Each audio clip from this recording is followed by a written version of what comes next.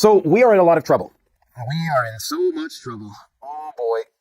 It's going to be a reality kick to the head for a lot of people when they understand what's really happening, when it all culminates. I want you to imagine for a second a person who religiously is committed to achieving a goal of some sort, okay? They block out the rest of the world. They forego social relationships and all of the amenities that civilization can afford.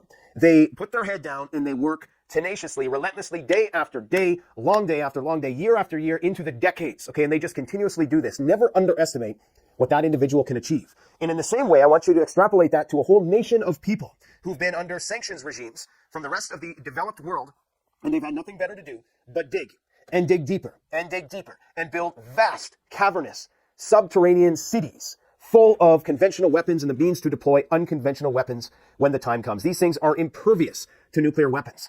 And in all of our Western arrogance, we just completely underestimate these people.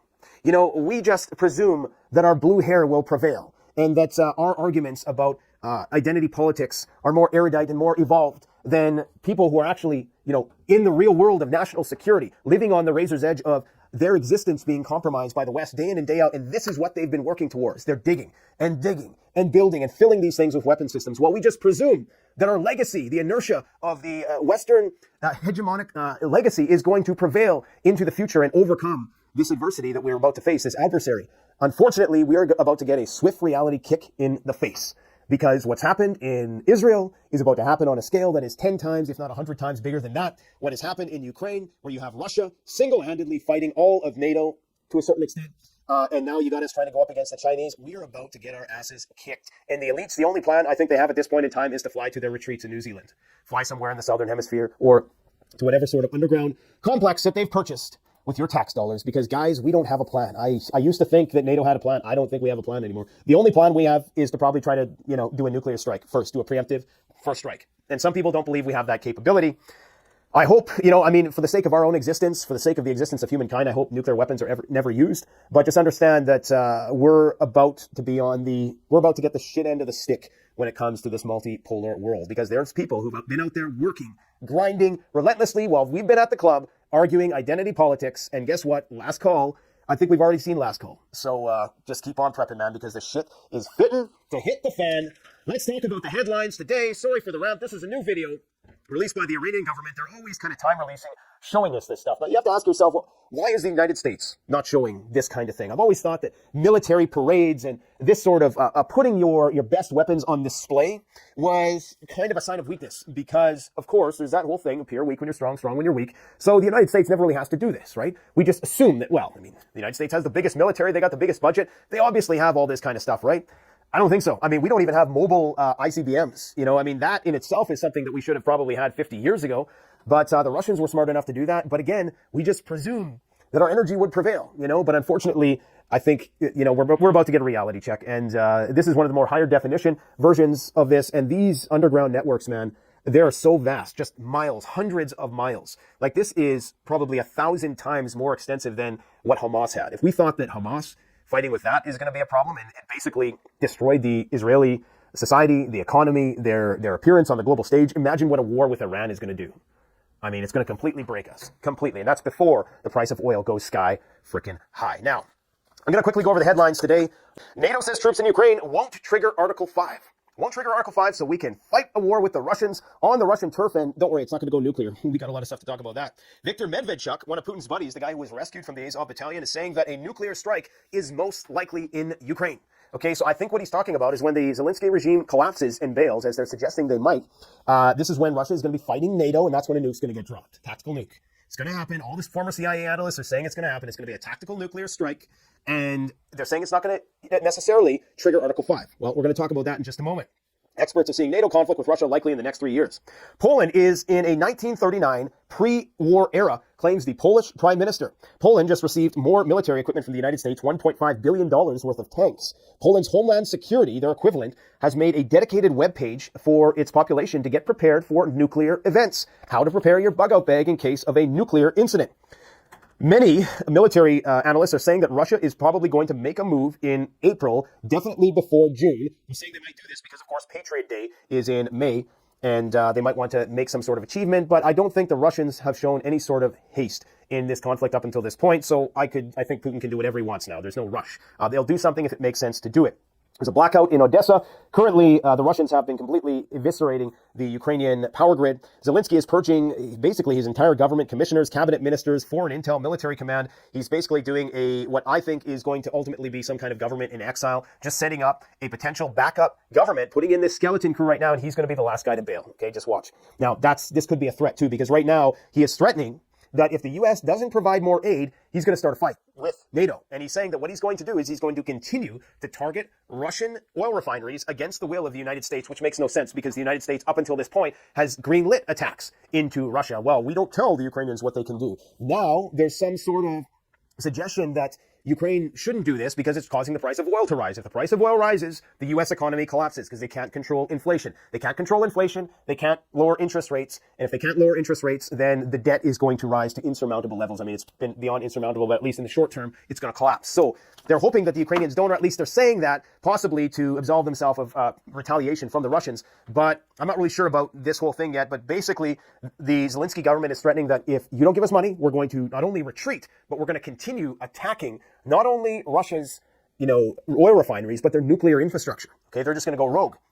So we'll see what happens. The Iranian nuclear facility, Natanz, is nearing completion, and Trump has vowed to denuclearize Iran. Remember last year when Senator Lindsey Graham and Blumenthal presented that House resolution for basically saying that they will not let Iran get a nuclear weapon? Well, all the pieces are being moved into place. Ultimately, these guys seriously think they're going to be able to go to war with Iran, which is completely stupid at this point in time. The only way they're going to do that is if they have another patsy to throw at the problem, maybe the Saudis, maybe the Turks, who knows. But somebody is going to enter into that conflict because the United States doesn't, and Israel for that matter, doesn't have the manpower to do anything of the sort. Japan is building bunkers in their islands near Taiwan for their population in preparation for war. China is issuing a travel advisory to its citizens visiting the U.S. The Turks, the Kazakhs, and the Chinese are urging their citizens to leave Ukraine immediately. The price of copper is exploding. Another ship hit another bridge somewhere, and you'll forget about it by tomorrow. Canada has a solution to the housing crisis, to the cost of living crisis, and that solution is, drumroll please, free birth control for everybody. Yes, you heard correct. Free birth control. Next, it's going to be a free subscription to Tinder or something like that. Just to, make everybody a little bit more distracted in these end times. Olympic ceremonies may be canceled, and guess what? Russian athletes aren't welcome in Paris anyways, says the Paris mayor. Let's see how well that sits. Let's see how well that sits with the Russians and the Russian athletes who are there. I have a feeling that this situation is going to escalate long before the Olympics. So this is the main story of the day, I would say. German parliamentary experts have evaluated that the implications of an attack on NATO troops in Ukraine will not trigger Article 5. This, of course, enshrines the bloc's collective military response policy, that if one of them is attacked, everybody else is going to jump in. But now they're saying, and they've reasoned, if troops of NATO member state engage in collective defense in favor of Ukraine in an existing conflict between Russia and Ukraine and are attacked by the other party to the conflict in the course of the battle, the conflict, this does not constitute a case of Article 5 treaty. So you see what they're setting up.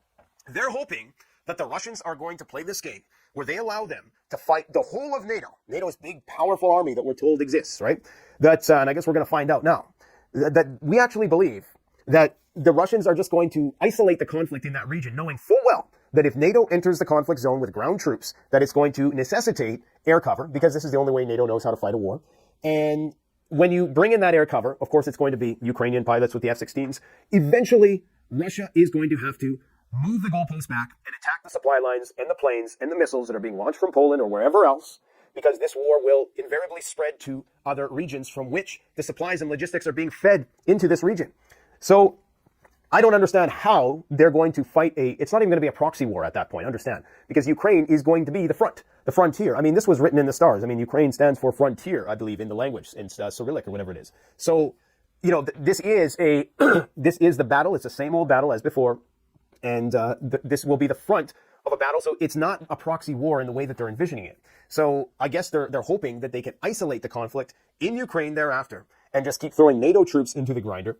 They're probably going to continue to try to do the sheep dip troop thing and not overtly put troops in there just yet because they know how unpopular it is. What they need at this point in time is they need Russia to be vilified in a way that right now Russia is not doing anything that is necessarily gaining them notoriety in the places where they need to be more notorious, of course, in greater Europe.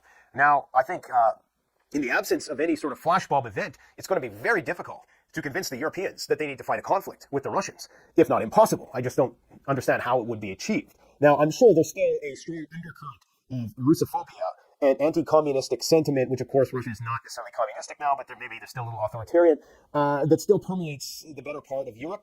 But is it going to be enough to be able to harness that and really use it towards the ends of starting something with the Russians? I don't know at this point. I don't know the sentiment on the ground in Russia right now, or in Europe. Obviously, it's a very diverse place with a bunch of diverse opinions. People in the Baltic states are going to be all for it. People in the rear, in the western part of Europe, they're probably not going to care that much. In fact, they probably don't want to have anything to do with it. I think 90% of the French don't want World War III with Russia yet.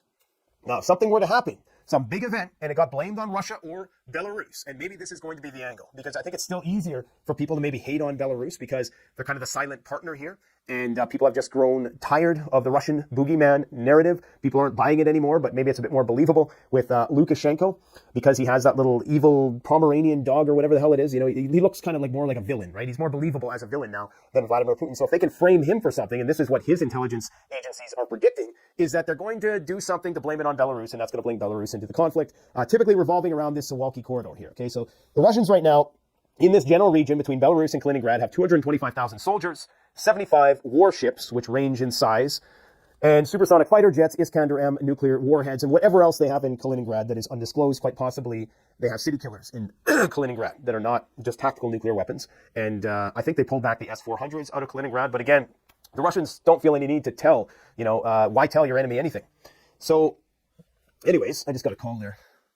What else do we got going on here? Expert sees conflict between Russia and NATO in the Arctic in the next couple of years. Yeah, that's very possible too, because right now the Russians are denying the U.S.'s claim over a part of the Arctic.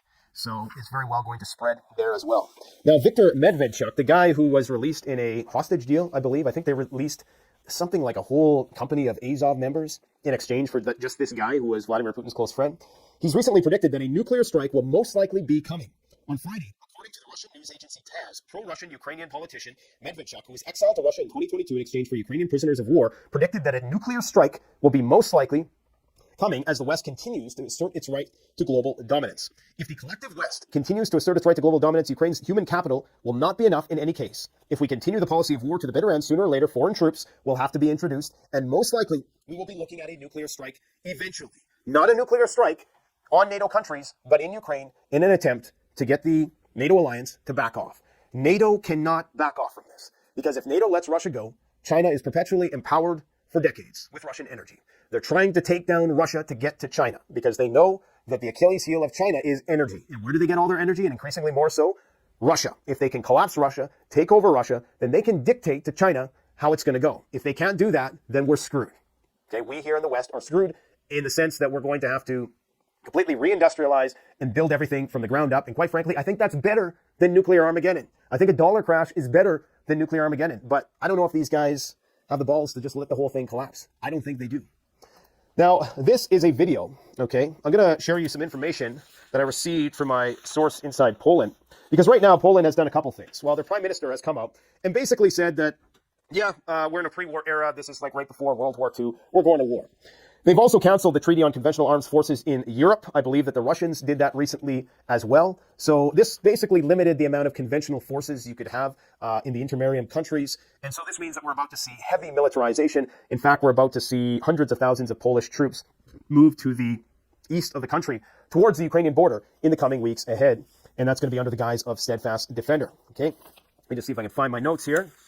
So the Polish prime minister basically is saying that Poland is ready as it will ever be. They put in 4% of their GDP into military spending, which is, I think, one of the highest amongst all the NATO alliance countries, and that they're ready to go to war inside Ukraine or Belarus, whether NATO is going to join them or not. Now, they still, of course, need the weapons, and they still need a lot of training, and I don't know if they're fully prepared for that yet, but they did just receive $1.4 billion worth of tanks, and the government is now putting out this campaign that you're seeing behind me here.